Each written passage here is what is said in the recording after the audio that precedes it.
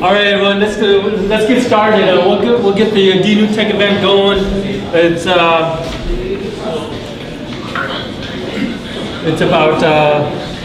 6:15. I think most of us want to go to the bar right after this, so let's try to get this going.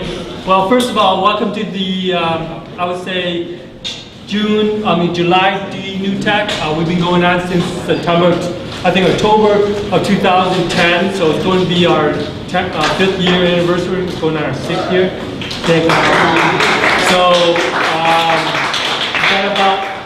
we got about 1,500 members, and one of the cool things, or at least the cool thing we're trying to do here is, I know that a lot of us, especially entrepreneurs as well as startup techies, but also a lot of professionals who are in the industry. One of the great things about what we do is we try to go around the city of Detroit to kind of showcase what's out there in regards to places like Grand Circus that we're at, also places like Bamboo, Detroit, or we kind of work with other counties as well. As we go to Oakland Community College at Oakland Inc., as well as out in Ann Arbor. Those are the type of things that we try to reach out, so that way they can come out to Detroit and kind of see some of the cool things we're doing. Typically, the format of DNewTech is very similar to Ann Arbor NewTech. I don't know if you guys ever worked into an Ann Arbor NewTech. It's pretty cool. I mean, they get twice as many crowd as we do. But pretty much we get each startup to present, 5 minutes to present, and then afterward they get 5 minutes of Q&A from the audience. What we also do differently is that we do bring in a guest to kind of kick off the event, so that way each of the presenters at least get to be heard by someone who's actually in the industry, not only in the funding industry or investing industry, but also in an industry that knows the entrepreneurs and their and I guess all the heartaches that they go through. So today I'd like to introduce Camille of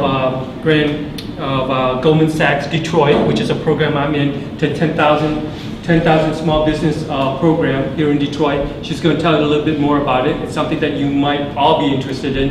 And then after that, we'll have, I think we have 4 startup companies that we're pitching. We do have a cancellation. And then after that, I think Roger here is going to buy us all beer at Mixed Bricktown. Oh, you're supposed to buy me beer.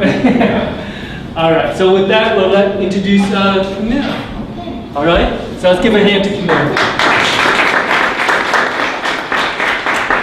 I have to say, she is the executive director of this program, so she does have a lot of leeway. Oh, besides, I'm sorry, I have to, first of all, before I start, also, Tricia with Grand Circus. Without her, we wouldn't have this humble place for us to have the event. Sorry, I did not mean to steal your spotlight. Go ahead. Hi, you guys, welcome to Grand Circus. Is this anybody's first time to our space? All right, Maurice, no it's not. You're here every day. Well, welcome to Grand Circus. I just want to give you a quick background on what we do here before you kick off this lovely event. So Grand Circus, the main thing we do here is host intensive coding boot camps. So for people who want to change their career, they come to us for 8 weeks, Monday through Friday, 9 to 5, and we train them to be entry-level developers.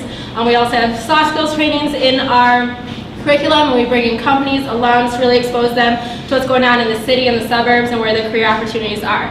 Our placement rate is 90% within 9 days of graduating, which is really exciting. Our students are hustlers, so if you're looking to hire, check out our website.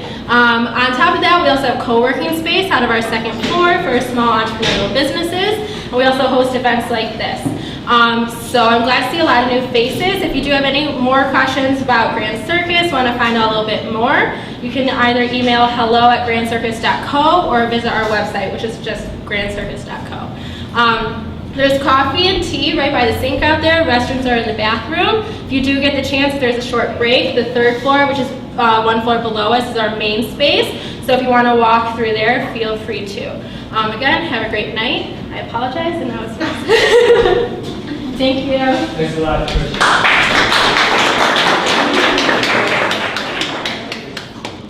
Well, thank you for inviting me to speak today.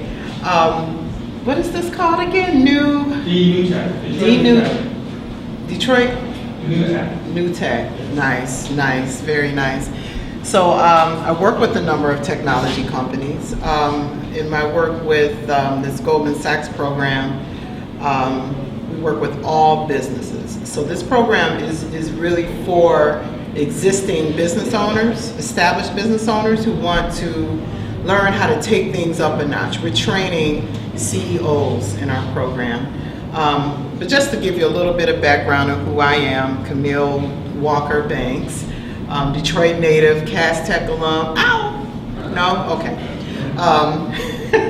Cass Tech, started my career in finance, was bored to tears working for KPMG, Chrysler, all the big guys. And I remember sitting in my cubicle and thinking, oh my God, if I have to do this for another year, I'll kill myself, right?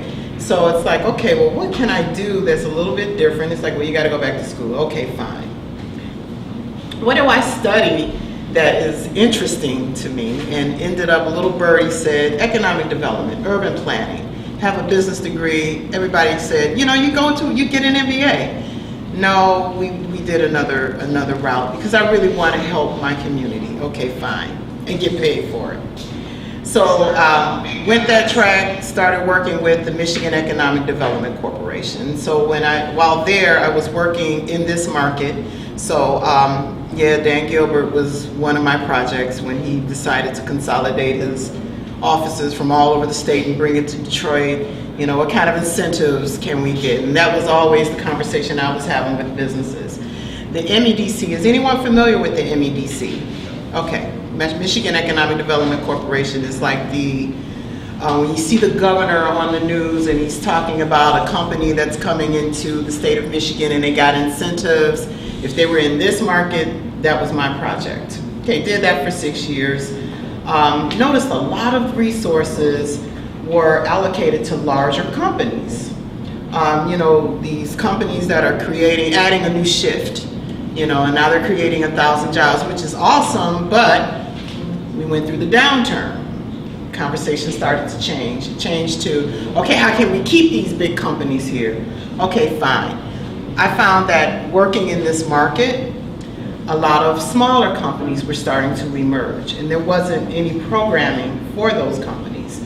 Startups, yeah, we have the Small Business Technology Development Center. We have the PTACs, we have SCORE, we have a number of resources, but nothing that was geared towards really helping a company, a business owner, take it up a notch. We found that, just giving a business incentives and then expecting them to just go have at it, and then they fail, and then everyone fails. But there wasn't a resource here that would help these companies manage their operation. During the downturn, a lot of companies were leaving the state, but the small guys stayed behind and basically stuck to it. But again, there were no resources. So then Goldman Sachs decided, the Goldman Sachs Foundation, 5 years into their program, it started out as 10,000 women, and they launched it overseas, and it was a success, huge success. So now the 10,000 small businesses is what they brought to the United States and decided we're going to support small businesses in urban areas around the country. So there are what's going on? Why is everybody looking? Okay, so there are 13 sites around the country. It started in New York, of course, that's where Goldman Sachs is headquartered. Then New Orleans had some challenges, so they went there, and they've been LA and Long Beach and all over, everywhere except Detroit. So I remember I was with the MEDC, and at the time, what was she, a governor? The board of governors at Wayne State got wind of this Goldman Sachs opportunity. They heard about it, what it was doing in other markets in Chicago, all over the country. Well, how can we get enough people behind it and convince Goldman Sachs to bring it here? So what I've learned is Goldman Sachs is a good company. They're a very interesting culture. But they aren't one that you would approach and say, okay, we want this resource here. Their first inclination is always a no, right? So how do you position this city or this community in a way that would entice them to come here? So that was how we had to kind of change the conversation. So after a few years of discussing it with them, they decided, okay, we're going to come. They actually didn't think there was a market here. And so, so I was tapped to lead the initiative since I was a part of kind of bringing it here. And I was like, well, you know, I want to leave my cushy, you know, government job. I was working from home. You know, I was in Detroit. Nobody in Lansing wanted to deal with Detroit. So it was awesome. I could just run amok, no one to bother me. But then Detroit became sexy. So then everybody in Lansing and all over the state now wanted to come into my territory. Okay, that's fine. There's enough room and enough need for everybody, right? Yeah, okay. But what was missing though was we have these resources. So all of these startup programs started coming to Detroit. So Dan Gilbert landed here, and Bisdom came out, and then, you know, I can't think of the name. What was it called? Their D-Hive. And all of these resources, people started to come out the woodwork for startups, and it was great. So then we had the state of Michigan with incentives for the larger companies. Now we're coming out of the downturn, and the larger companies are starting to hire again. And so it's like, okay, now they can turn their incentives on because they're all based on job creation. Then we had all this, you know, some resources for smaller companies, for startups. But what about those who were in the middle, who were existing, established, and actually weathered the storm of this economic downturn? And that's where this program kind of came in. And I said, you know what, I'm gonna take them up on this. I'm gonna lead this, because I can do this, because I knew where the business owners are. And yeah, you know, they're not at a chamber event, at a chamber breakfast networking event, the business owners that I'm looking for. They're not going to, you know, the National Association of Women Business Owners tea, you know, evening tea. They're not really there. You know, I found that a lot of the companies, the business owners that I was looking for, when we finally launched this Goldman Sachs program, Warren Buffett came into town. He's on our board, and Lloyd Blankfein and Bloomberg, all of them came, and Valerie Jarrett, and we had this big celebration of small businesses for our first cohort. But the business owners that I was looking for, a lot of them didn't even know it because they were running their businesses. Because they were so ingrained in managing the day-to-day operation of their business. What is that term? The chief cook and bottle washer person. Take that. They're very proud of that. But when they step into our program, into this Goldman Sachs program, and it's intensive. It's 100 hours of training. So where is Tom? He's weathering. So you're weathering this. This is major, and you're halfway through it. And I hope that you're finding that it's very valuable. But convincing these business owners to step away from their business and to learn how to be a CEO and work on the business rather than in the business was a tough proposition for a lot of them. So how do I prove to these business owners that this investment of, you know, every Friday coming out of the business for 8 hours and trusting your staff, whoever it is that answers your phones and deals with your clients, trusting them to run your business while we take you out of it and put you in a classroom environment for 12 sessions over a 4-month period of time. And then on top of that, a business advisor who I hire, and I have proof that we have the best team in Detroit. I picked the right people. They're going to work with our business owners one-on-one outside of the classroom to make sure that they're getting what they're learning in the classroom, to make sure that they're developing all of the growth plan and all the other documents that they need to grow their business. So our thing is we're going to force you to grow your business whether you like it or not. So a lot of our business owners, they walk in the classroom, and the first day they walk in, and I usually position myself right at the door, and I watch. And these business owners, and how many of you in the room are business owners?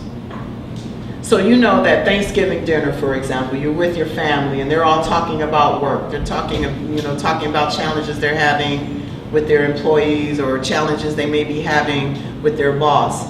And as an entrepreneur, a lot of times people don't get it. They don't understand, why you're working through your vacations, or why you don't have a vacation, or why, Why are you so passionate about this?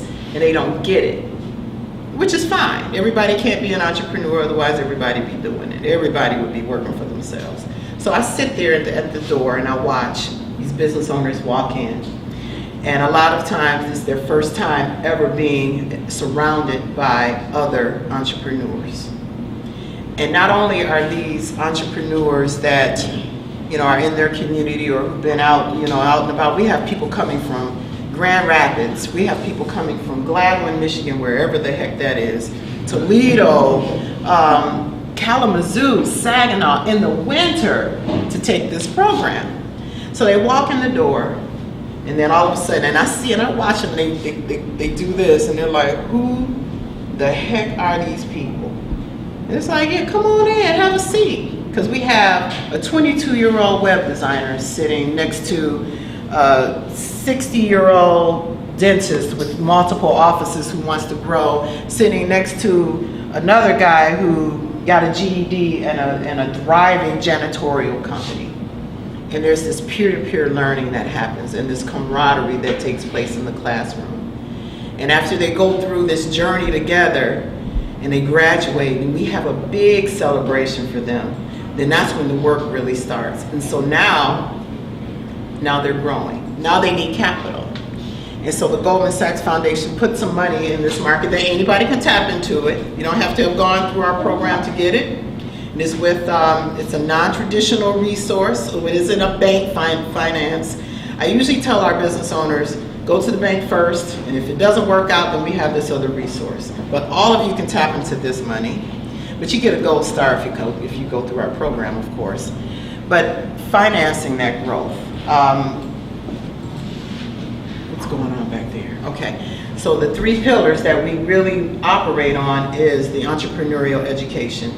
We're teaching CEOs, and our business owners are reporting, 80% of our business owners report increasing their revenues within 6 months of graduating from our program. And I'm talking the slouch business is growing 10%. The rock star, 400%. And they report this. I get calls every day from people screaming in the phone because they took their growth plan that they developed and submitted it and got a new opportunity. Or they teamed with one of the other business owners who they used to share sandwiches and share tales with in the classroom. Now they're teaming and going after larger opportunities. We have a company that went from being an $8 million company to now a $46 million company within 2 years. And she credits our program for that and what she learned. Our second pillar is the access to support services. And this is the piece that a lot of business owners just absolutely either don't have the time or the capacity to figure out. But it's okay, we'll figure that out for you. We're gonna connect our business owners to those resources that are relevant. So I'm not gonna send you, okay, I'm gonna pick on you. I'm not gonna send you to the MEDC to get incentives because that's not relative to what he's doing. But what he can take advantage of is some of the resources that the Detroit Economic Growth Corporation has access to, that D2D program. The MEDC does have this other Pure Michigan Business Connect, okay, whatever, you get it. But we're connecting our business owners to resources, and that's really critical. But then once they connect to these resources, now they're armed with knowing how to grow their business, they know how to operate as a CEO. Well, how do they finance this? And that's where we have the capital piece. And our capital partners and other lenders are constantly in the classroom doing panels because, I mean, they have a captive audience of business owners who are poised for growth and who are going to grow, who are getting a lot of support. So it's exactly who they're looking for. They want to put money in your company because they know, and I've heard this, that when they have a conversation with the business owner before they take our program versus when they have a conversation with that same business owner after, it's a completely different conversation. And so that kind of reputation is getting out there, and I like that, yay. But they're taking their growth plans, they're tweaking it and submitting it and winning any ideas, winning the $100,000 awards, winning 60%, no, I'll say 50%, just to be 50% of the winners of the Any Ideas Awards came through our program. So that says something. What else did I want to say? Did I miss anything? Because I'm getting ready to open it up for questions, if there are any questions. Does anybody want to know how much all this stuff costs? Yeah. The Goldman Sachs Foundation gives me $50,000 per person to take this program. So you don't have to even bring a pencil to class. You got to pay for your own parking. We have the classes here at Wayne State's campus, and they won't let me use grant funds for that. Wayne State wants their parking money. You're not getting that on camera, are you? Okay, Wayne State wants their parking. But that's all you'd have to pay for. We pay for everything else. So are there any questions? Ask me questions about the program. Ask me questions about resources. I like to think that I know everything. I saw your hand first. Yes, since we have such a wide, diverse range of businesses, how do you tailor it to, because each company's going to need something different, right? Like different industries need different things. So for the most part, the curriculum is very practical. And we found that, and it was written by Babson College, the #1 entrepreneurship school in the world. And they come in and make sure that we're delivering their curriculum properly, and we localize it to make it pertain to what's going on in this market. But we found that that curriculum, it works across industries. And actually it's the diversity of the industries, of the gender, of ethnicity, of age of business in the classroom. The diversity is what makes it work. But that curriculum is so practical and it's hands-on. What you learn on a Friday can be implemented Monday. That's why we only work with business owners, decision makers, but it works. And the business advisor who works with an individual would provide those individualized resources and support services to make up whatever isn't learned in the classroom. But that curriculum is solid. I mean, did I mention that we're the #1 site in the country? Okay, yeah, we're the #1 site in the country for having the highest percentage of business owners increasing revenues and creating jobs. So we're very proud of that. A place that they didn't think was a market 3 years ago. You had a question? Yes, I was wondering how you enroll that. How do we enroll? It's a process. So there's an application that's online, and I brought materials as well. And it's very nice. It's a very nice one page. Who are you? What is your business? What are your challenges? Very nice. But then there's a part 2 application process that's a little bit later, where we start to collect documents. We want to see financial statements. We're looking for businesses that have been in business at least 2 years, have at least $100,000 in revenue, and have at least 2 employees, including the business owner. And there's another criteria. Oh, and a desire to grow your business. You'd be surprised how many companies don't.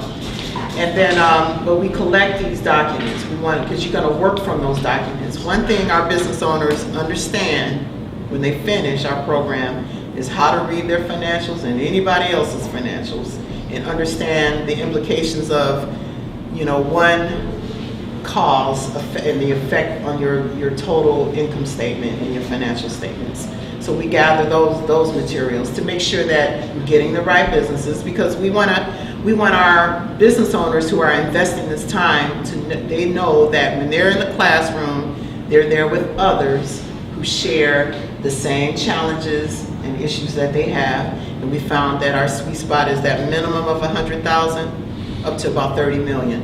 They have the same challenges. So they go through that process. We gather these materials. Then there's another step in the process.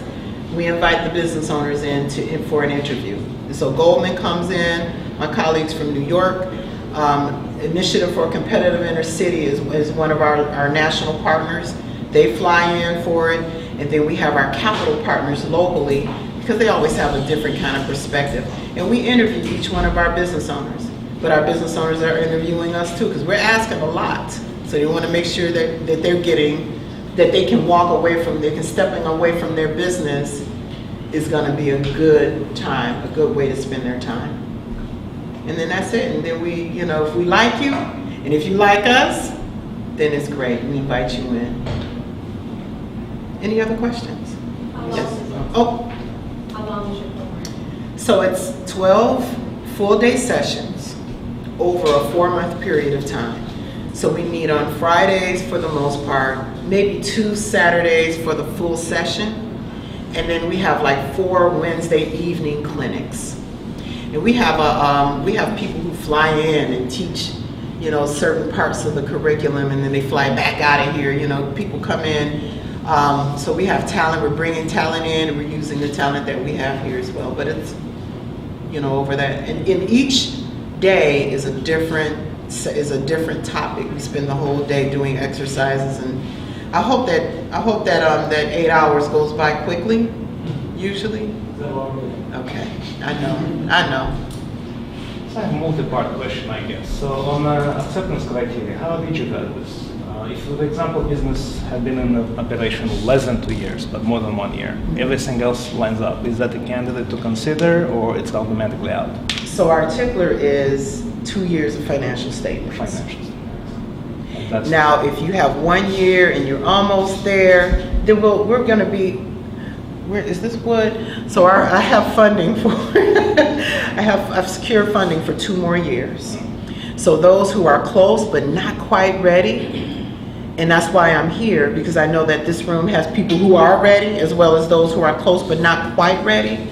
But it would behoove me to get you ready. So that's why I'm open to sharing resources that and those who apply and they're not ready, we keep in touch with them. We put them on in our pipeline, if you will, and we keep them in touch with resources to help them grow. So we want to grow you so that you will eventually come and help me spend Goldman's money. Please, they give me all this money.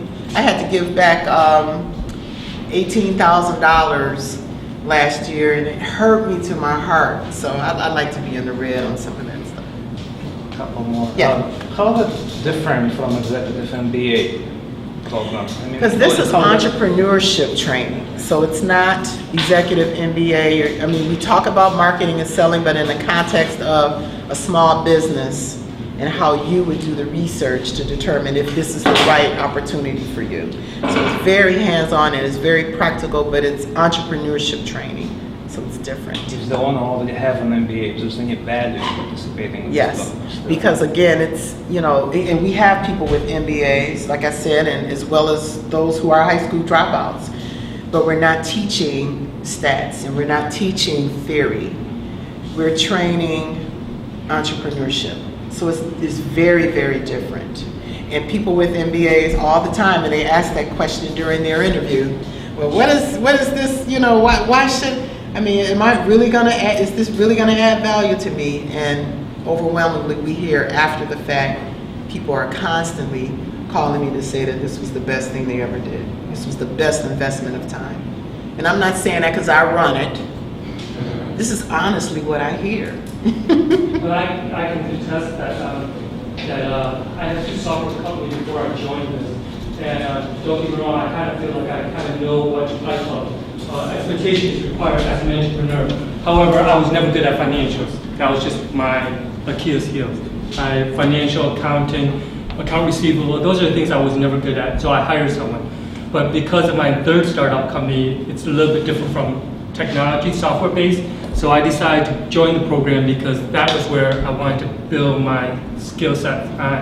So now I understand my financials. Don't get me wrong, I still have an account, but the account can't bullshit me because I kind of understand what I'm looking for. Yeah. So that's the whole point. Yeah. My whole point is to be able to read these account receivable, be able to do my own, actually I do my own bookkeeping every 3 months. So I have a bookkeeper, but I do it on my own. So that way I can get an understanding of what's going in and what's going out. But that's whole my purpose. Everyone has their own reason to join the program. But again, I'm a serial entrepreneur. I joined the course because I felt like it fit my profile. And he has no idea what's in store for him after he finishes the program. Because even when you finish, there's an alumni network that is now national. And you will be connected. There's an app where you can connect to anybody who's ever gone through, and it's turned into the Goldman Sachs program, and it's turning into quite the fraternity. Locally, we have alumni programming that there's a little bit of a clinic, but then there's always drinking after. And then that's when all of the true networking across the cohort starts. And, we'll even have badges. I have a staff person whose job is to manage the alumni. And she'll have, whenever we have an event, she'll put a little symbol on your name badge, and then it's on you, and we all make connections, but then it's a way to connect across cohorts, people who are in complementary type industries, or those who you need to connect with because they've expressed that they have a need for something that you offer, because they come to us. So we've become, my team has become the clearinghouse for all things that is entrepreneurship. And so we hear these messages. And it's not just tech companies, there's a lot of non-tech. My scholars or the program, they have companies that are like 15 years old. There's companies, I'm probably the youngest, mine's only 2 years old, but there's other companies that have been around for 20 years old, but they never made a profit.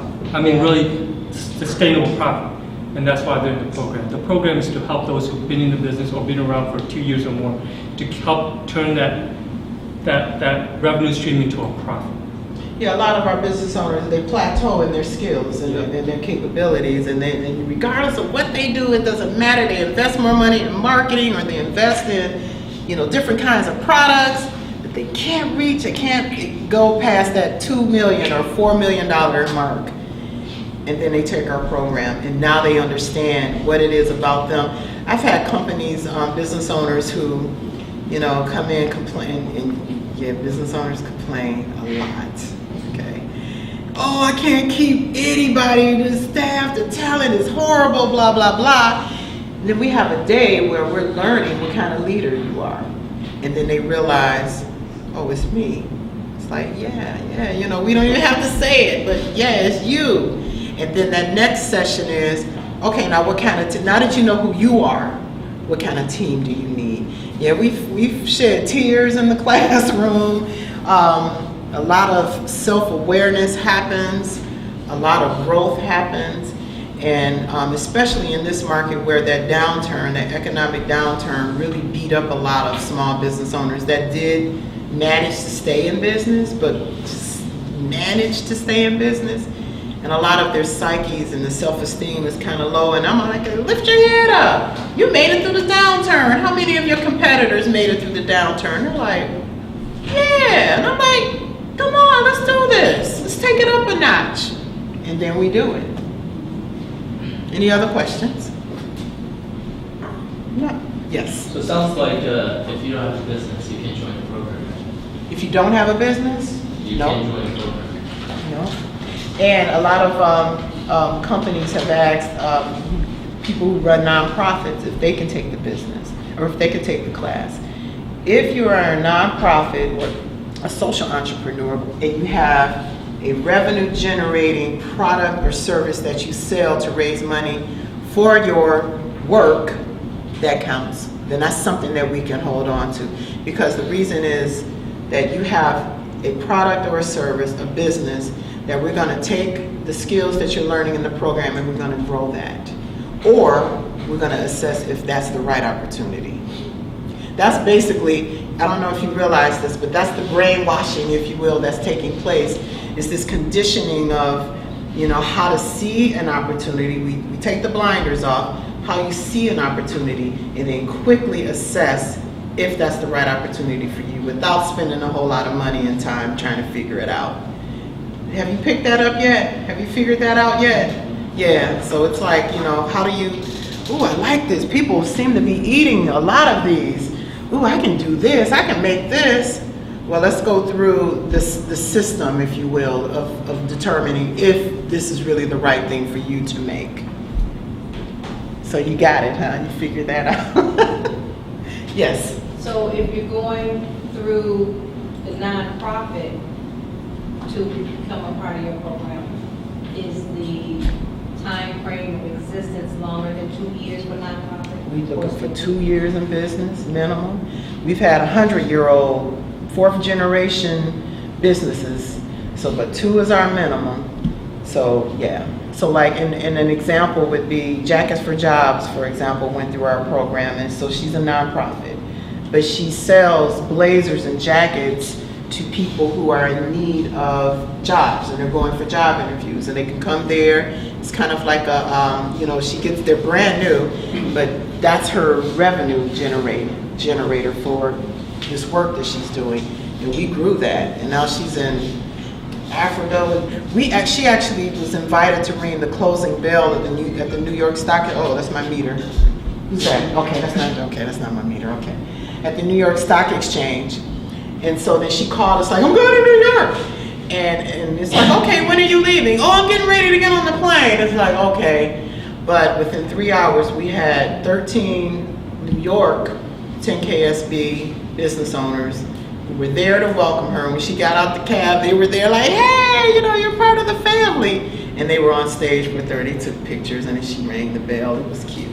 But it's that kind of engagement across. It's like I tell our business owners, now your network just expanded. You're going these different conferences, or you're going and you're looking at other places, considering other business opportunities.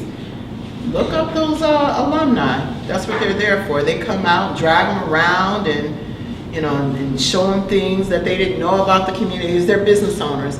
So yeah, that's what I mean by it's turned into quite the fraternity, and they have a good. You'll see the Christmas party this year. So we've only been here 2 years, and we had our first Christmas party, and it was crazy. It was fun.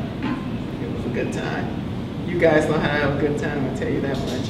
More than government. Yes. One more question. Sounds like a great program for sole proprietors. What about the partners? They have several partners, run their businesses, possible different areas, some back office and finance, some operation, service delivery, what have you. How that works is if a company accepted in a program. That's up to a company. Yeah. Pick one. They pick one.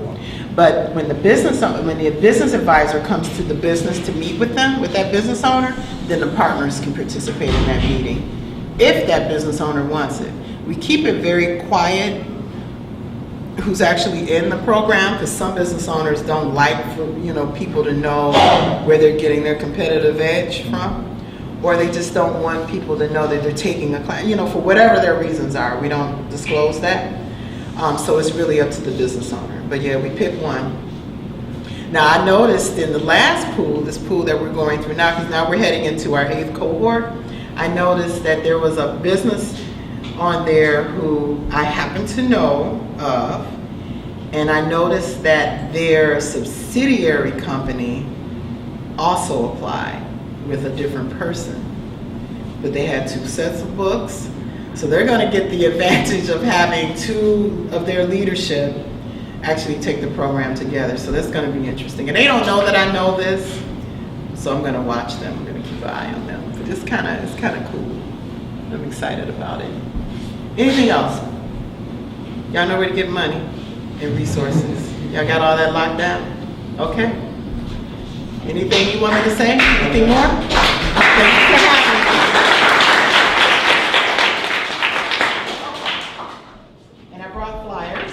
About the program, and the criteria is on the back, and I brought cards if anyone is interested in learning more or in sharing my information, do so. Thank you.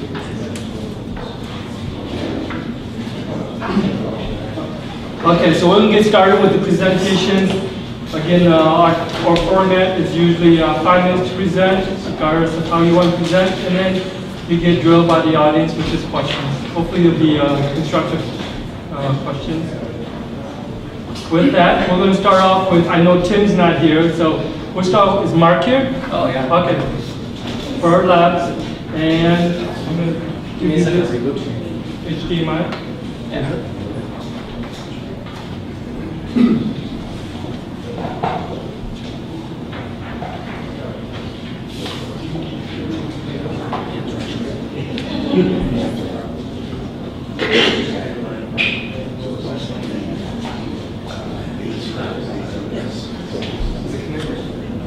Yeah, it just was, because I got a battery just died. Okay.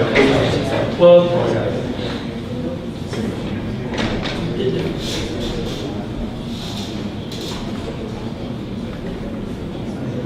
I know Sam, were you here? Or did he leave too? Okay, because he's with Hack Fellows. Who's here with Hack Fellows? Can someone talk about hack fellows? Because I know this is one of the things that Grand Circus, or at least is it Detroit Labs or Invest Detroit is in? Yeah, you want me to go talk? Yeah. No, if you see Sam, just get him. Because it's a great program for anyone who wants to learn how to code or get into a fellowship that can actually lead you to a job. If he's around. If he's around. I think Yorkia left. Okay. All right.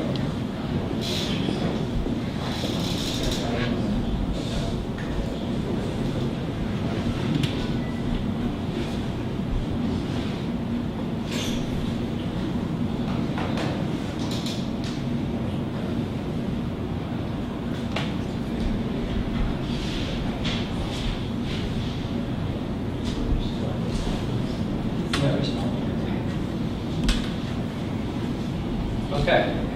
All right. First, I'd like to thank DNewTech for having me here today. My name is Mark Katakowski. I'm the president of Forever Labs. We're based in Ann Arbor, but as you do, we're incorporated in Delaware. We've been operational since March, but the concept came together about 14 months ago. We've been working on this. And so what's the problem that we addressed? It's a small one. And I think, I'm sure a few of you in this room suffer from this problem. We grow old. Unfortunately, we can't solve that problem yet, but we think there's an interesting component of it that we can address. And that is that we have stem cells, and the stem cells that support, regenerate, renew the systems of your body, they actually decrease in function and in number over time. And we have a solution for this. Oh, actually, here, let me get this one here. So actually, for example, if you were to take someone's blood and you look at their blood, you'll find there's circulating stem cells that replace the vasculature or the blood. You'll find that as the donor age increases, the number of the stem cells decreases. Likewise, the function of the stem cells actually decreases over time. For example, if you look at osteogenic stem cells in the bone, and you look at their bone building potential, that actually decreases with donor age as well. And so our solution for this problem is stem cell time travel. And so what we do is we take your stem cells now and we send them to the future, your future self. DeLoreans don't scale, so we have a different approach. What we do is we take your stem cells and then we freeze them in liquid nitrogen in a FDA-grade biorepository. And then they, at that temperature, minus 196 centigrade, they cease to be biologically active. So they basically be stored, it's background radiation is what you gotta worry about at that point. So then they can be stored for many, many years, and then you can access them later in life, your young stem cells. So I've been working, actually, and the stem cells that we're interested in, the ones we store, are bone marrow stem cells. And the reason why we're interested in the bone marrow stem cells is because there's multiple types of stem cells in the bone marrow. It's one of the largest reservoirs of stem cells in the adult body. There's blood stem cells, ones that reboot your immune system, your white blood cells. And there's also these stem cells called mesenchymal stem cells in your bone marrow. And we're particularly interested in those at this time. And I actually have been working for about 15 years, actually down the road at Henry Ford Hospital, using these stem cells for the treatment of stroke. They're one of the stem cells that are most actively used in clinical trials. And in the last 10 years, there's been an explosion of clinical trials using these mesenchymal stem cells. Now, at this point, there's about 493 of these. And they're being used to treat everything from cardiovascular disease, Alzheimer's, Parkinson's, osteoarthritis, you name it. Anywhere from phase 1 to phase 3, some of them now. Actually, just the last month, there was 2 trials reported. One that was used for treatment of stroke, and then one for the Lancet for treatment of MS that had pretty promising results. And so we think there is real potential for clinical value for these cells later in life. But another thing that's coming out of these trials, and something that's come out of our work at the lab, is that as you get older, because of this loss of number and function, the treatment for the morbidities, often are hindered by the actual age of the person that suffers from. Often when you have a heart attack, you have osteoarthritis and these diseases, you've grown older. And so that's kind of the notion that you can take your younger selves, they are you, it's an autologous transplant, so you don't have this immune rejection, and you can treat yourself later. About 5 years ago, our chief scientific officer and I, we had the idea that we pitched this to the NIH, that you would take these mesenchymal stem cells from a young animal, a young mouse or rat, and transplant it to an older one that's genetically matched. So basically it's like basically what we're doing, but with a different individual is genetically matched, and see how it improved their function. Did these animals, are they healthier from before that? Well, the NIH, our study section said no, but in the last 5 years, some groups have done this, and they've actually shown in mice and rats that when you do this, the animals live significantly longer. I think there's about 5 studies done now, anywhere from like 5% to 16% longer just by transplanting these cells, to revolve their blood, their bone. So there's this enticing, there's no trials for this application yet, but there's this enticing idea that maybe you could actually not only just treat your diseased self later in life, but you could treat your healthy self later in life. And so to realize this vision, we put together a team that includes an award-winning orthopedic surgeon out of Ann Arbor, a couple of stem cell scientists, which include myself, some people that specialize in business development, an RN that specializes in clinical development. She's opened a few surgical centers. And we think this is only the beginning. So we think there's really a sea change happening in medicine where science and technology is going to enable not only the treatment of people that are sick, but the treatment of people that are healthy to stay healthier longer. And really, our goal, what Forever Lab is about, is making a connection with those people that are most interested in those opportunities. And so, yeah, I'll be here, I'll be at the bar later, so if you want to talk about it, I'm more than happy, and especially to discuss our business strategy, because that's going to take more than 5 minutes. Yeah, so thanks so much.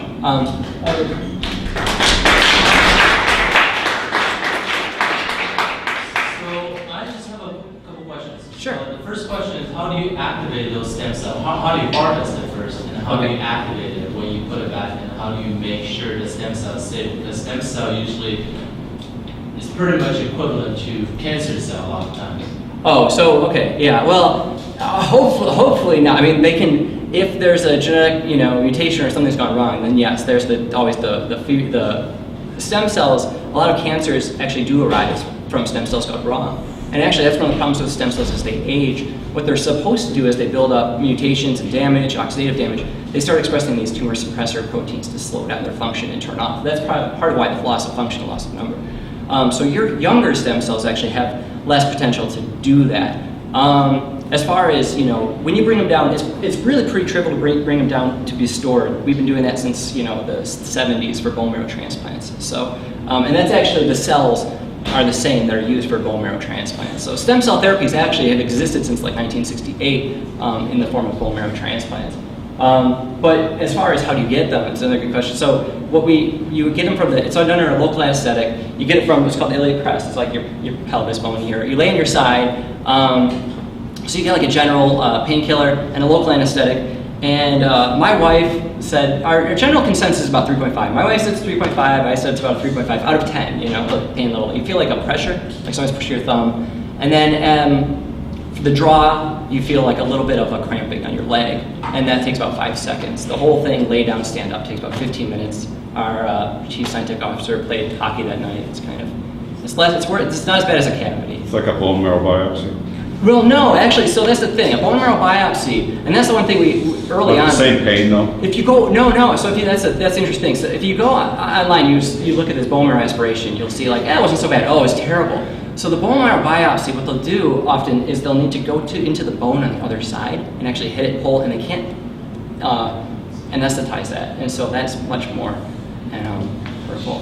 And actually, so it's a different kind of pain levels. The aspiration. Done right is and relatively painless and quick. Yeah. Yeah. So since there's like a limited supply of these stem cells when you harvest them, is there a way to like reproduce them when I'm ready, or like use someone else's? Absolutely. Yeah. So we just store them right now. Most of the clinical trials though actually do expansion, and they can be expanded in culture symmetrically. So stem cells can asymmetrically or symmetrically divide, and you can increase their number. We take, with 60 cc's, which is you have about, I believe, 1,700 cc's in your body, so we take a very small amount, but that can be expanded almost indefinitely in the sense that, several orders of magnitude you can increase them. And we also store them in aliquots, so you don't just bring them all up at the same time, we actually bring up a fraction. You had a question over there? I just wanted to know, who's the customer? Who are you selling? Sure, so that's a really good question. So what's interesting is that orthopedics already are using these cells. So there's been, I don't know if anybody's heard of PRP treatment or if anybody's had a PRP treatment. So what they'll do often for orthopedic procedures, they'll take bone marrow concentrate and they'll spin out the platelet-rich plasma, and they'll often do it in lieu of surgery or with surgery. Some of the NBA players used to go to Europe for do it, now they can do it here.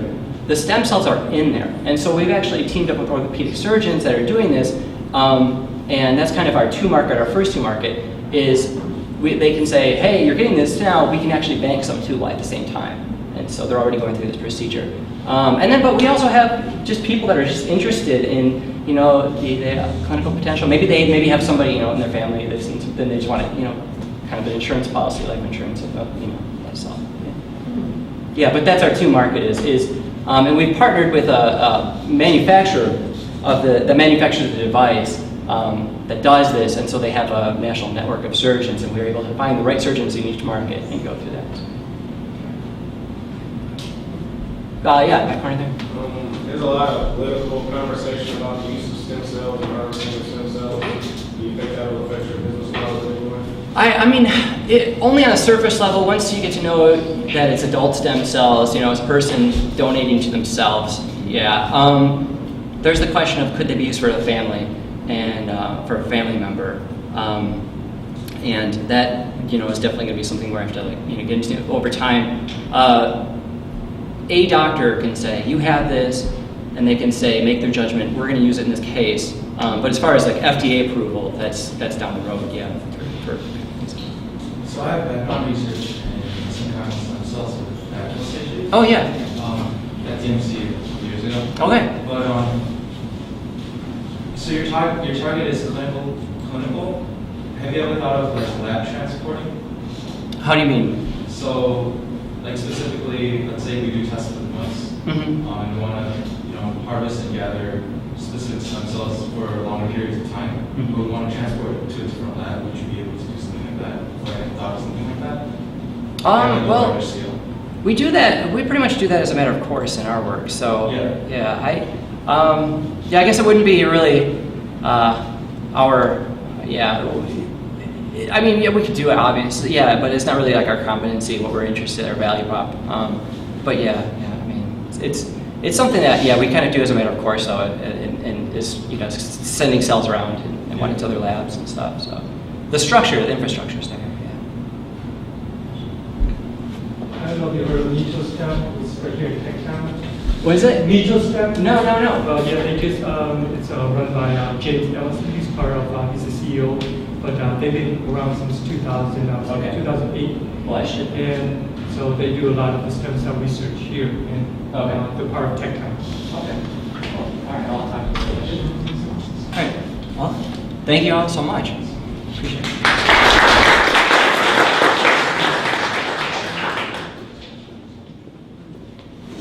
So next up is we have a late edition on CitySide Ventures. We'll have Doron come up.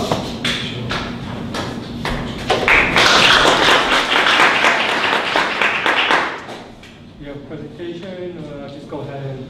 Well, it was unannounced and unprepared, so I'm here. Would you like your website up? Sure.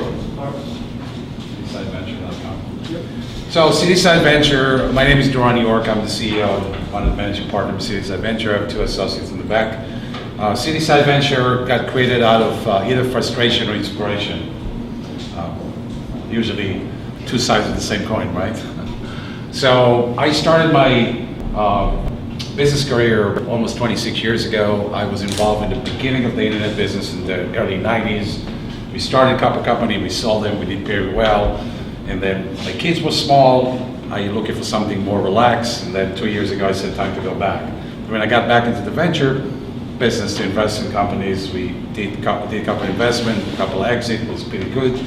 But I found a problem. I talked to the entrepreneur on one side and they crying, I can't find money. And I'm talking to the investor on the other side, they said we can't find the deal. And I said, okay, time to put it together. So what we created what they call the e-venture platform, which is basically startup company can pitch their business online, and we have investors that register on the other side to look at those deal flows. It's a little bit more private, more secure. There's a lot more into it. If you're interested, we can talk about it. So you can reach, so far we have 168 investment group register. We have about a few hundred entrepreneurs already pitched. 10 transactions came out of it already. So, but it's a pay to play. So we find two things. One, everybody looking for money. But if you're serious about looking for money and you want to do the work that's required, you'll pay a little bit to play. It's not big. It's a few $100s to go put your thing out there. The investor from the side pays a subscription model. You want to look at the deal flow, you need to pay for it. The reason is, if you do it with integrity and you need to do it with quality, you need to put some resource behind it. And it's the first of its kind in the state of Michigan, as I know. There's a couple other something similar over there, but nothing syndicated the whole investment community in Michigan to play together. So for every unicorn or big home run that you hear about, there's 99 other companies get back in the street and they don't know what to do. So we said, we want it to come because there's goals in those companies as well. So we have investors from China, Tel Aviv, which I'm originally from Tel Aviv, China, Ukraine, Chicago, San Francisco, and I didn't hit the road yet, so it's growing. There's a couple other platforms out there that do something similar, but it's more a dealer broker model. They're doing it because they want to get the commission on the fundraising. We said it has to be a better model for the entrepreneurs. We don't want to take a lot of their money. We need to be fair and square, so they play a flat fee, which is nothing significant, but let's play the game. We also give them some resources. We are going to have online what we call a Startupedia, how to pitch, what to pitch, speak the language, what the investor wants, and on and on. We have videos and content and whatever it is. We're going to open our first startup zone in the West Side by September, the Novi Plymouth area, which is going to host some resident entrepreneurs companies. The platform is not limited to tech companies alone. As long as it's legally, morally, and ethically, you can pitch. So far, the response we got from investors is pretty good, and also the companies on the other side is pretty good. So we have information in the back. There's some flyers and some information about it. We welcome feedback. The website, we in business as officially as July 1st. We launched CitySide Venture July 1st. The platform actually going to be open for people that want to pitch and register in July 12th. We put a lot of thinking behind it. We basically look at all the holes that exist in the market today and say, how do we try to patch those holes, make it a seamless transition. We created the Rocket Startup coaching program for startup. It's pretty intense, the people that really want to get to market fast. And we take away the burden of all the administrative work around the startup, just focusing, get your product to the market, do your MVP as fast as possible. Probably 80% of entrepreneurs that I talk to raise the first $150,000, and it's all went to what? Attorneys, CPAs, consultants, and when they come down to sit down and do the product, they didn't have any money. So we said, don't pay $500 for an attorney, don't file a patent if you don't need to, so let's talk before you do that. So we want, if you raise money, spend 80% of it building your product and only 20% of the rest of it. We also have CitySide Capital, which is funded by a couple big guys in Chicago and New York, which offers additional funding for companies, which is not based on equity. If you need to finance a purchase order, or if you have account receivables, if you need to get credibility with the bank, you need a line of credit, or you need to buy equipment, don't raise money and give equity to do that. We can help in another way. And again, fair, square, We're not charging 18%, 20% of their money, being very fair. We have a couple big commercial banks that are interested in partnering with us. We're not sure we want them yet, but questions? Yep. So is it more important to have a team, or are these investors looking for the product, or are they equally? You can pitch anything from a napkin idea you have to a company that's ready to go to market tomorrow. You would never know what the investor's looking for. Some investors looking for napkin idea, and you know why? Because they can buy it much cheaper than a later stage. I don't know. There's no crystal ball for that. That's what I found. So am I understanding you to say that I started out my business, so I come to you, and I'm pitching online to an investor, and they're looking to see if they're interested, and I pay you a monthly fee for? No, you pay one-time fee, create your profile, and go through the process. The investor and you get connected together. I'm sorry, can you slow down? What did you say? You pay one time to create your profile online, and the investors contact you. You make the deal directly with them, and not involved in it. We have our own CitySide venture partner, which is a company we selected to invest in. That's a different story, but You said the subscription fee was on the investment. yeah.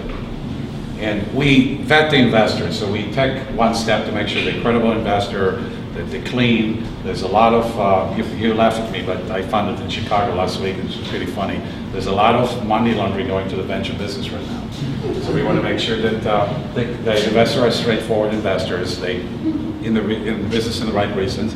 There's also a big change in Wall Street. A lot of money managers and hedge fund managers cannot make money in Wall Street right now. So they're all kind of going to the venture business right now. So there's a lot of money in Wall Street. The only problem is what? They're all stockbrokers. They don't understand the business.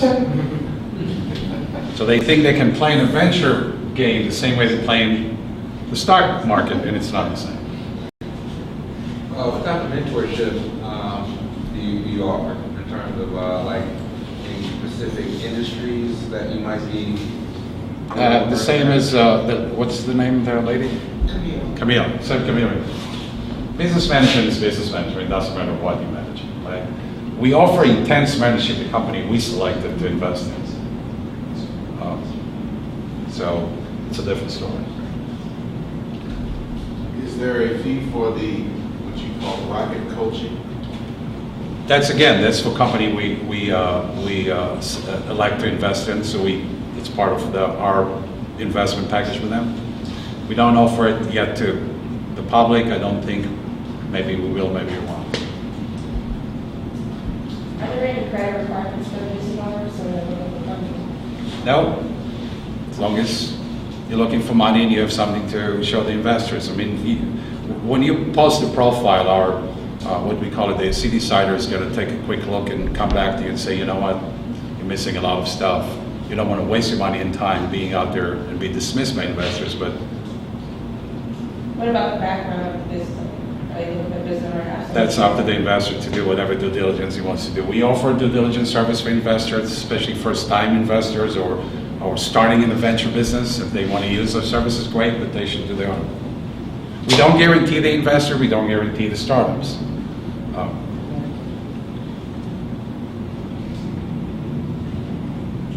Good, so we have information in the back, there's some flyer business card if you want to talk to us. Thanks.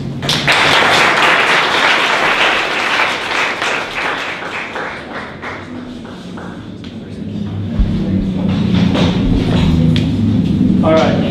Next up, we got P3 Group.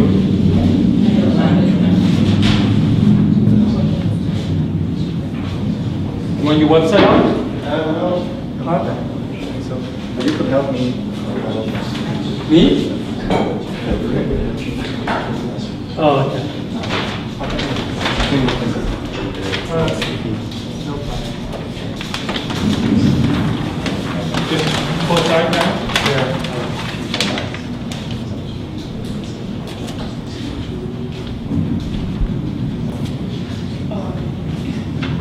So it's a little bit wobbly, but I hope that you all can see it. Kind of turn it a little bit. Probably not, it's too heavy. So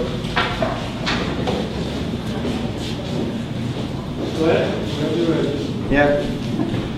So my name is Robert. I'm from the P3 group. I'm from Germany. Perhaps you hear that on my accent. So I switched to the US 4 months ago, and I'm working here in Southfield, Detroit. And I'm speaking to you because I've been an entrepreneur all my life. So when I started my studies in Germany, I had a small family business with my brother. Yeah, I'm sorry. That's okay. Doing presentations all day long. And I had a small business with my brother. We did restorations on classic cars and everything, so we run like a little shop. Just 2 people doing daily business, not big, 15 cars a year. And I've been doing this parallel to my studies, and I somehow figured out that this is the right way for me, like doing your own stuff. So I finished my studies in business administration in Stuttgart in Germany, and I found a company that's called the P3 Group, and there you can join as a freelancer. So it's a freelancer network, basically. You get in there, you have an own idea, and you run your own business unit. So, and today I'm in Detroit because I shifted my business unit from Germany to the US, and I'm doing my business now with this freelancer network here in the US. And I'm having currently 6 to 7 people assigned on this freelancer network, and we're doing battery business. So basically, every component has a battery nowadays, and there's a huge variety of applications coming up. Not the laptops, not the mobile phones. Now it's going into mobility. So what you see is we have the small electric scooters, we have small cars, we have the big ones like Faraday Future. They want to bring out cars driving autonomously, driving on electric power. So no more combustion engine, no Dieselgate affairs. We want a clean energy. And also Tesla, for example, you own the cars, but they are starting to invest in home storage devices. So you're able to combine the solar power to your charging system, charge the car with renewable energies, and running clean all life long. So what is our product? We call it the battery application check. So, and we're aiming for startups and big companies as well. That means you're trying to bring up a new product for mobility to change the life of people. Yeah, you're trying to bring out the best electric scooter that you have in your trunk of the car, you pop it out, and you run with it the last mile to work. Yeah. Or you have an electric bicycle, stuff like that. And always, the concept of mobility is clear to the startups, but then when it comes to technology, how to actually propose the system, how to actually manage that the application is run, they're struggling. There's a lot of battery manufacturers out in the market. There's a lot of different chemistries. Yeah, so you have lithium ion in your phones, you have solid state batteries and drones and everything, and you need to figure out, okay, what's the lightest battery, what is the right performance, what's the charging curve of the battery, can I charge it fast, can I do it inductively so I don't need a charging cable, stuff like that. So my business unit is set up that we are 7 people. I'm more in the business development, sales, and the technology and connecting overall with the companies. I have 2 guys working on chemistries, so they are PhDs in chemistry, so they check out what's the chemistry in the battery, what's the temperature of the battery range, how does it figure out with the technology, the environment where the battery is applicated. Then we have 1 guy who's focusing on manufacturing. That means when your startup has an idea and wants to have a very tiny, narrow battery, we figure out for you if it's actually manufacturable in that size, or you have to come up with different technical solutions. So, what are we offering? We're offering an assessment on the battery technology. That means you want to bring up a new electric scooter that only weighs 20 kilograms, but runs 100 miles distance. We can tell you that's probably not feasible with the current technology. But we can tell you which technology we have to wait for that this application actually can make it to the market. We're doing design and specifications. There's a lot of regulations and laws currently that when you bring out new vehicles into the market that you have to apply to. So we check for you, is that actually feasible? Is it safe for a customer to ride this car, this scooter, this bicycle, whatever? We're doing for you the supplier selection. So we're consulting you on, do you have to go with Panasonic? Do you have to go with Samsung? Do you have to go with LG Chem? Who's the right partner for you? We will supply you with the right batch size, with the customized specific designs that you need for your battery application. And we do the pricing and product cost. So what's the right price? That's my logo on the right side for this product. You probably know that. The price is right to show in the US. Yeah. And I brought you a nice example here. Here down. When you type in cell design Tesla, you will get some hits on Google. But the price range is like from $1.50 to $12 per cell. So how do you know as a startup which supplier is the right one? Who will provide me with the right technology at the right price for my product? So I'm actually capable of growing business in the market. We can answer that for you. Because we are only in the battery business. We're 7 guys doing batteries since 3 years, and we know everything. We know what's the energy in the battery, what's the cost of it, what's the lifetime of it. So if you want to have a very durable system, for example, you want to be a provider of a battery pack for an iPhone that lasts 2 weeks, non-distance, yeah, so you sell it to guys traveling in, I don't know, in the desert, not able to charge it, whatever. We're doing the safety test. That means when you have a drone flying up 1,000 feet in the air, is the battery still able to provide the necessary power, to provide the necessary energy to the drone that it doesn't fall down? How's the lifetime of that? We do that for you. And also the power. So if you need something that is propulsing very fast or accelerating very fast, you need a lot of power in the battery. You need to discharge it very quickly and also perhaps charge it very quickly again. So that's all questions that we can answer for you, but we are answering it only at the battery level. That means the product concept, what you want to do, like the new smartwatch or the new scooter, that's up to the startups, to the companies. So we are approached by various companies, for example, doing this little scooters here. You've probably seen, or I've seen here, these beer trunks running around, like the guys on the bicycles, 8 people. So they're running on, let's say, the feet power, right? They could do it electrically and drink more, but I don't know if that's the purpose. Yeah. But we could tell you what battery you need because of the weight, how much sun is it on it, what's the temperature of the road actually reflecting to the battery when it's mounted down on the floor. That's all questions that you can raise to us. So, yeah, my name is Robert, and the cell cost of Tesla, approximately $1.10. And there's 7,000 of in it. Okay, so thank you very much for listening.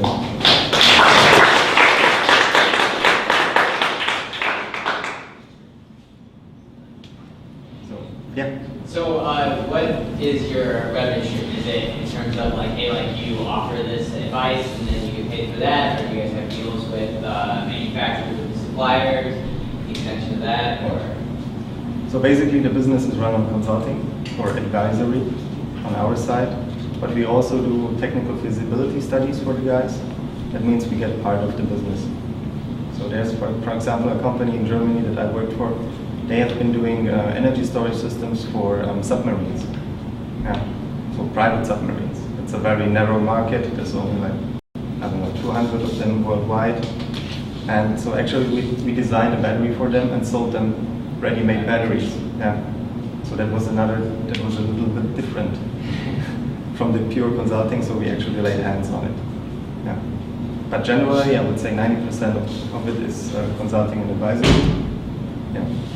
And I'm generating my clients by attending conferences, giving speeches about battery technology. Now it's more on manufacturing side because everyone wants to know what size can I do, how fast is the production going, which volumes, topics like that. Yeah. Have you got into the big 3 yet? Sorry? Have you got into the big 3 yet? Storage, GM or Chrysler? Yeah, that's the reason why I'm Detroit. But it's hard, actually, to get into business with LG in Holland and the big 3 here. But I have a lot of references from Germany, from the European OEMs that we work for, mainly premium OEMs that have vehicles in the market. And I'm trying to use that, of course, as a booster. Yeah. Where do you go into the battery group of those companies? Like Ford has a battery group. Yeah, so we were attending 2 weeks ago the AABC in Detroit. It's the Advantage Automotive Battery Conference. It's like a 2 years event, and I made some good contacts there. Yeah, but I have to follow up with all of these, and acquisition and cold acquisition and generating new business in the US is for me totally different than in Europe. Yeah, so. A lot of businesses or cold acquisition is done on references and on private contacts. And yeah, right now I'm just a little fish in the water. Have you heard of Techstars? Techstars? Yeah, pretty much from New York. They have one in Detroit called Tech Smart Mobility. Okay. And it's pretty much for any startup business that the automotive for Okay. Yeah. space. I know they're starting a new product of new startups or accelerator program. Yeah. I think you have something that they're really interested in. Okay, great. Yeah. Yeah, I was gonna mention that too, but another thing, I can't see what's going on that board. And Yeah, I'm sorry for that, but yeah, I mean, so like, you know, if you could, then it'd be nice for your next presentation to set up some PowerPoint slides. So I have them with me, but I did so much PowerPoint the last couple presentations, and I wanted to give some paperwork. And I leave that here, so I don't know how long it will stick here, but yeah. But I will. Thank you. Yeah. There's two other resources you should check out too. Yeah. And it's the procurement, if you want to do business with government. Okay. The PTACs, the Procurement Technical Assistance Centers. The best one I've heard is either at Schoolcraft College or in Ann Arbor on U of M campus. Those are the two good ones. Yeah. Anybody in here work for the PTACs? Yeah, I wouldn't go to the other ones. Okay. And then Eric Schreffler with the MEDC works on battery technology. Yeah. And he's always looking for new and innovative resources to connect to his Big 3 being in his network. Yeah. And the autonomous vehicle project up at Willow Run is his project too. Oh, okay. I'll write them down. I'll write it Yeah, down. would you write it down? Okay, Yeah. thank you.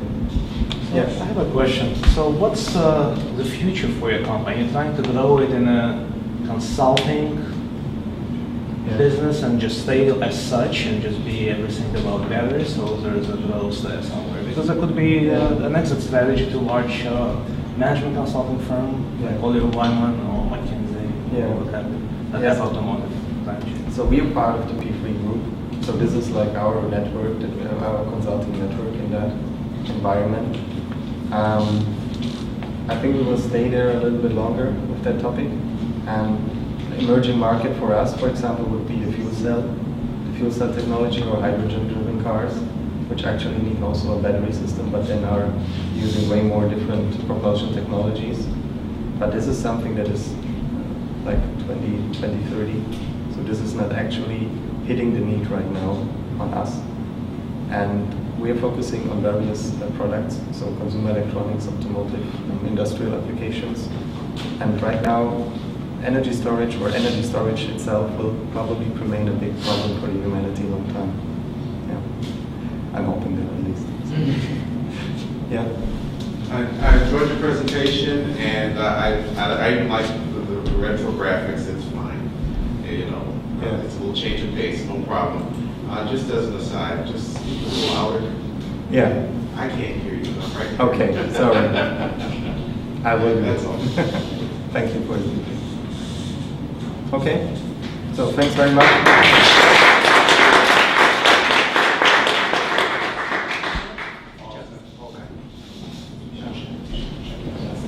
Okay. Did you want, Robert, did you want this back or do you want to take it later? So we have our last presenter. We got one more. You can stick it there. Okay. Mondo from Wayne State University, right? Yes. Awesome. Good afternoon, everyone. Yeah, just close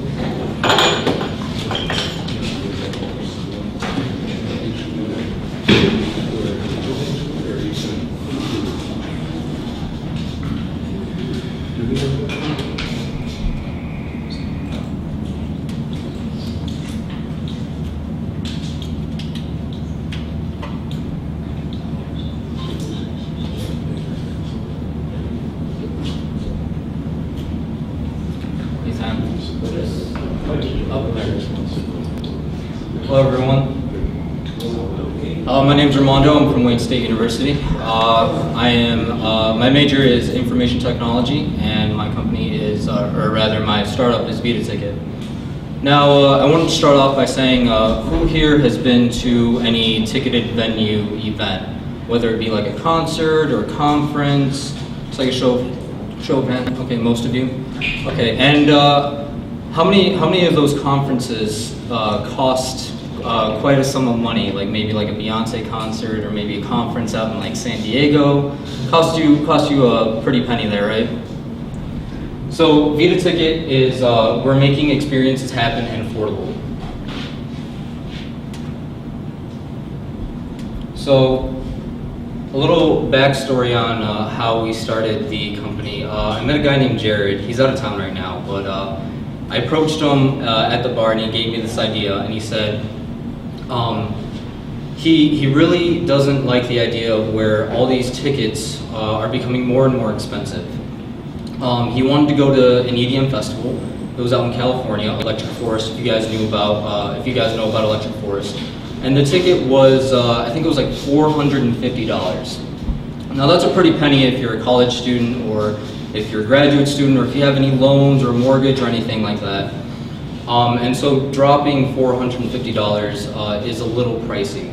So when he presented his idea to me, he said, "Why isn't there a sort of finance for your ticket out there?" So this is the big idea.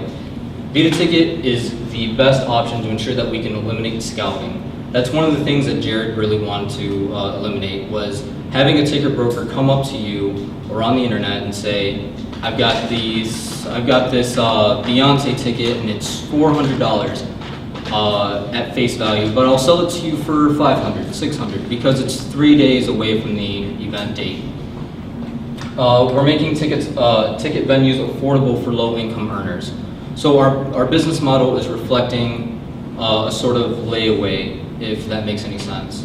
So we want the customers to have the ability to deposit a certain amount of money and then pay up to that face value, without selling the ticket like a ticket broker at a very high price. So we're giving the customers a better user experience with their web application and app that rivals our competitors like Ticketmaster and StubHub. So if you guys ever been on Ticketmaster, it's a very dry and boring site. And StubHub is the same thing, so that's not too hard to make a web application centered around a more user-friendly experience. So the situation is, based on the customer discovery right now, the startup is going through a validation phase.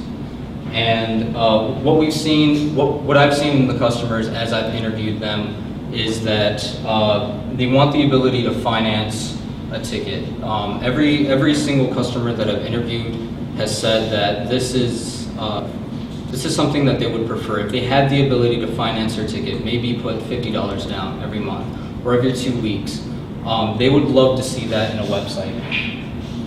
So currently our competitor is TixPay.fm. I've scoured the web trying to find a direct competitor, and this is the only person that I've been able to find. So right now, with the Instagram API that they're running on their website, they have a whole whopping 4,954 followers and 3 likes on their Facebook page.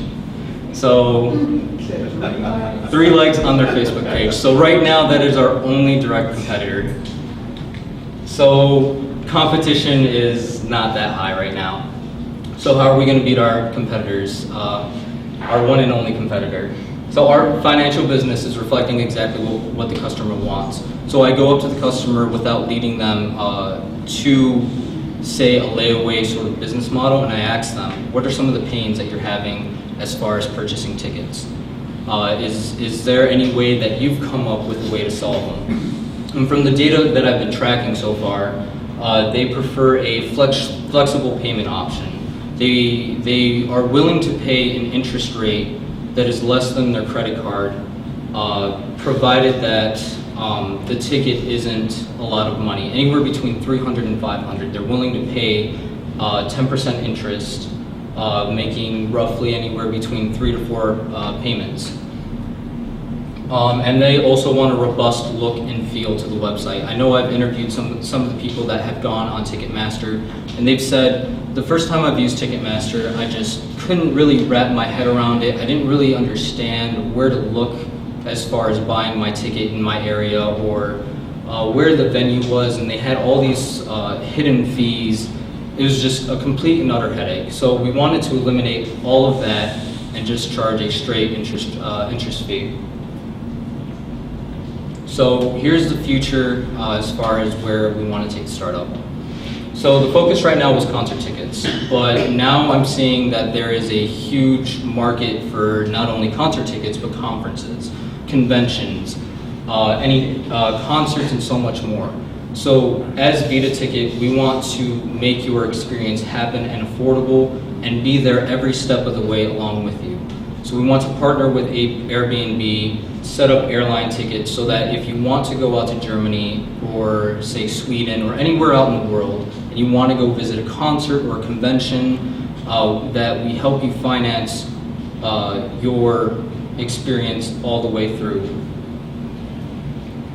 And the only thing that we're asking for right now, since I've only started for 2 months, is that we need full stack developers building the web application and the app. Thank you.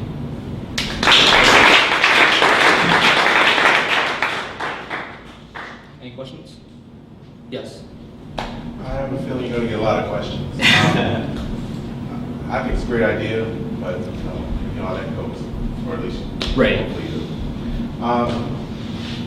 Are you suggesting that the money that is going to go to the tickets be fronted by someone other than yourself, so that you have sort of a bank or some sort of capital reserve for whatever opportunities come through within like a 3-month period or so, for whatever event, so that you actually reserve the tickets for the customers? Yes. And then they pay off that reserve? Yes, that's a very good question, and a lot of people have they've asked the same question before. So the idea behind everything is that with common financing, it's not like financing a car, you know, where you could repossess the car. I can't go to your house and take the memory or the experience that you had going to your concert or convention and then take that away from you. So we wanted to eliminate the whole dilemma where somebody could go on our website and say, I'll just put X amount of money down, take the ticket, then I'll go to the event, and then you'll never hear from me ever again, or I'll cancel my bank account. So we wanted to ensure that we gave a leeway where if our customer did start depositing a certain amount down as far as the payments go. So give an example. One of the customers I interviewed, she said the most that she's willing to pay is $300 for her most favorite artist. $300 with 3 flexible payments of $100 at 10% interest. And she knows that the event is coming up and it's in 3 months. We want to give a little bit of leeway, so we said, okay, we will allow you to reserve your seat by our website 2 weeks before the event launches to go to your favorite artist. And if by then you don't complete all the payments in time, we have the right to take your deposit or and give a small refund back on your deposit and then resell the ticket. So everything will be paid before you actually issue the ticket to that? Yes. And who's going to hold the money? The money? Yeah. It's going to be mandated by our website, where you can see how much money you've deposited on your ticket, and in red it'll show you how much you have left to owe to your ticket, and we would push out emails consistently saying, hey, we're withdrawing so and so much money out of your debit or credit card. So we'd go through a third party transaction with a bank, with your respective bank, to ensure that the ticket was paid off in a timely manner. So they're going to send you the money, right? Yes. You're going to draw down out of their credit card? Yes. And it's going to go into your bank? Yes. Correct? Yes. And you'll show them that they have so much money in your commingled bank account? Yes, it's going to be within their respected account. So the customer will sign up with Vita Ticket, and in their account they can see which conventions or artists. So you'll have different accounts for each one of these people? Yes. If the bank's going to do that for you? No, the bank is going to be the third party taking the transaction out from their credit card, so from their big account, and it'll register on our website. Okay, so your big account at the bank will just be commingled with all these small transactions? your servers, you will divide up all the money that makes up the total sum prices in there at any given time? Yes. How are you going to get a better deal than Ticketmaster or StubHub for the customer? So that's a very good question. So for Ticketmaster, it's my understanding that the way that they're making money is they're selling their ticket at face value, and there's certain regulations and laws dealing with tickets. You can't sell a ticket above face value in the state of Michigan, and if the venue says the ticket is $50, Ticketmaster cannot buy the ticket from the venue and say, I'm going to sell it for $75. So the way that Ticketmaster is making their money is they take 50% in-service fees from the ticket that they're selling. So if the ticket is $50, they're using 25% of it to buy the ticket, sell the ticket through their service fees on their website. The difference that we want to make is we're going to charge an interest rate instead of all these service fees, because Ticketmaster had the whole lawsuit back in 2003, I believe, 2003, where they sued, a customer sued because they had all these hidden service fees and everything wasn't clear and just written on the website for them. So you're going to charge them 10% interest on their money while you hold it? Yes.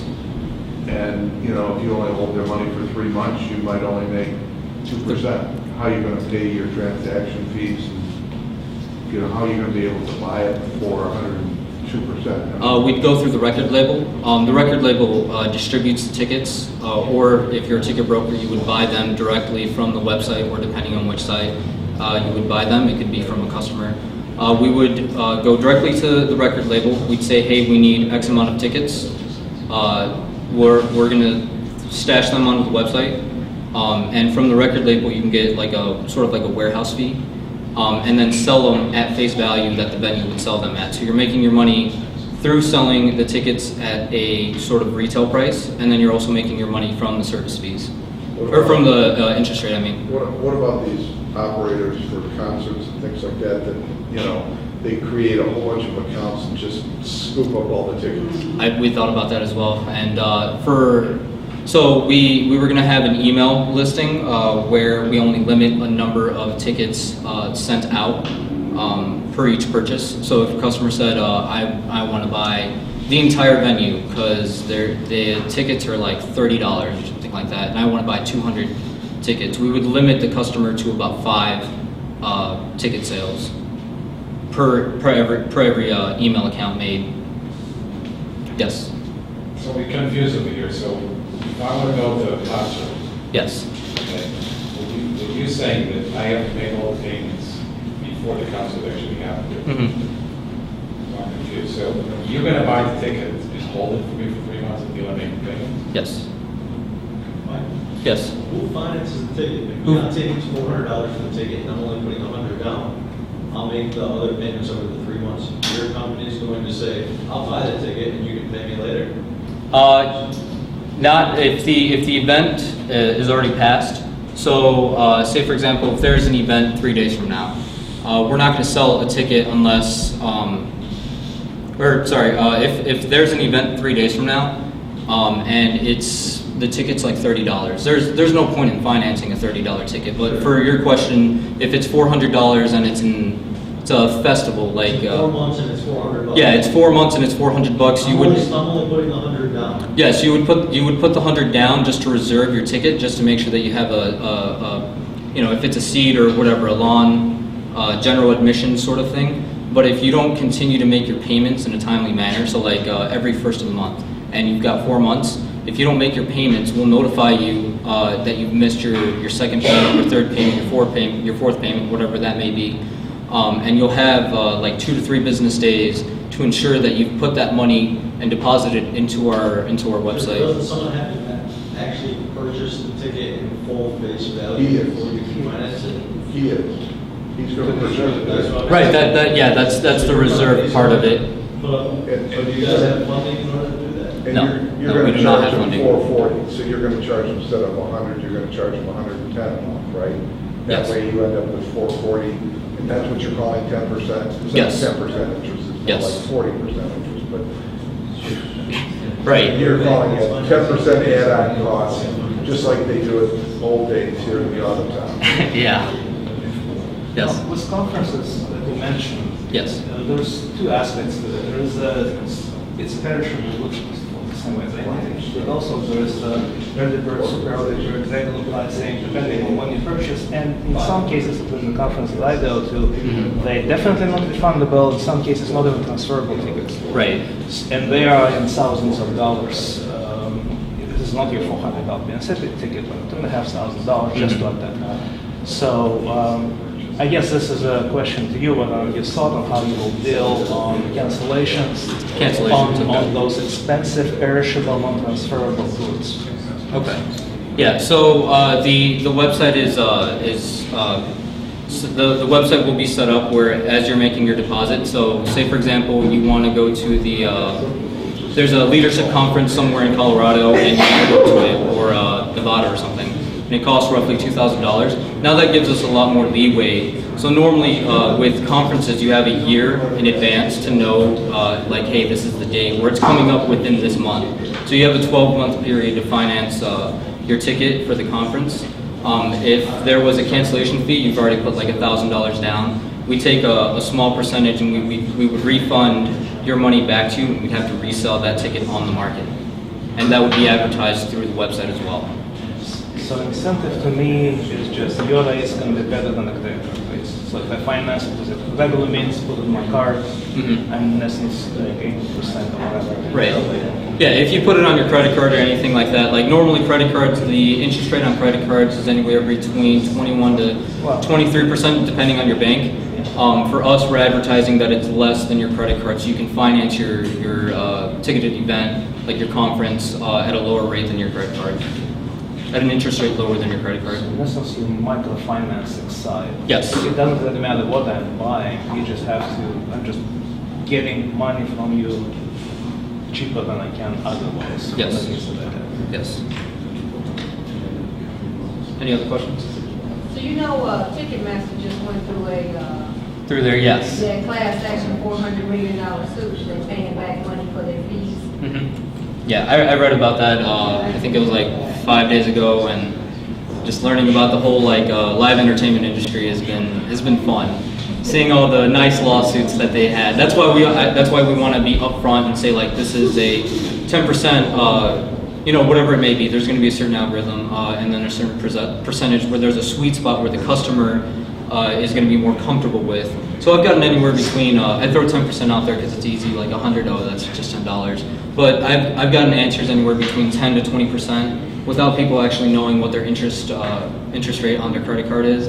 So, after the whole customer discovery thing and the validation that I'm going through, I usually tell people, like, you do realize that the interest rate on your credit card is like anywhere between 21 to 23, right? You just told me that you're comfortable paying 15 or 20%, and you're gonna finance a $500 ticket. So it's more so like making sure that the customer understands, like, we're not trying to nickel and dime you on any service fees like Ticketmaster, and we're ensuring that you're not gonna get gypped off like through a community like StubHub, where you put your ticket online to a community forum and you say, hey, I've got tickets to Kanye West, I'm gonna sell it to you for $600, even though the face value is $300 and the concert's tomorrow. Any other questions?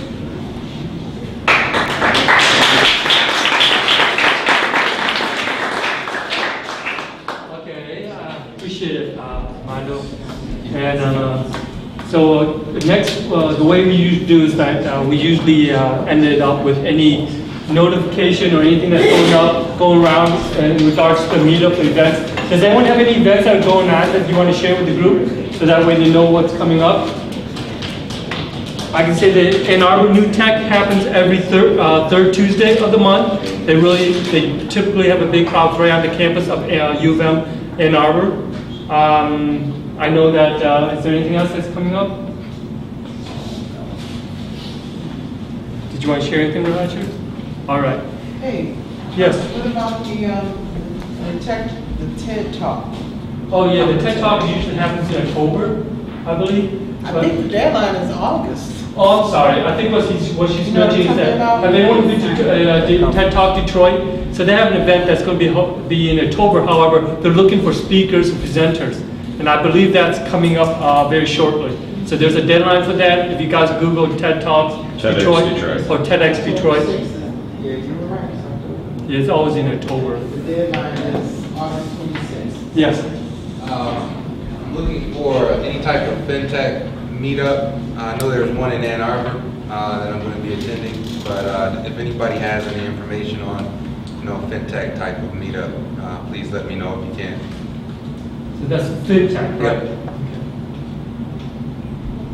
Anything else?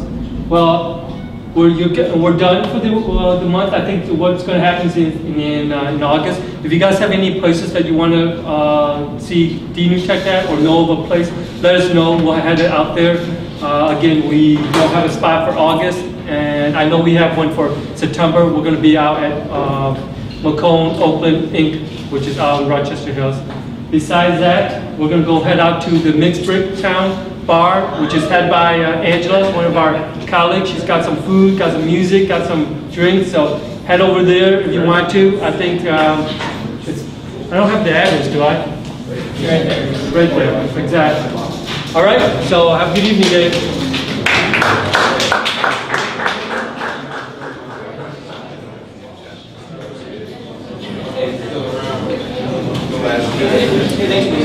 No problem.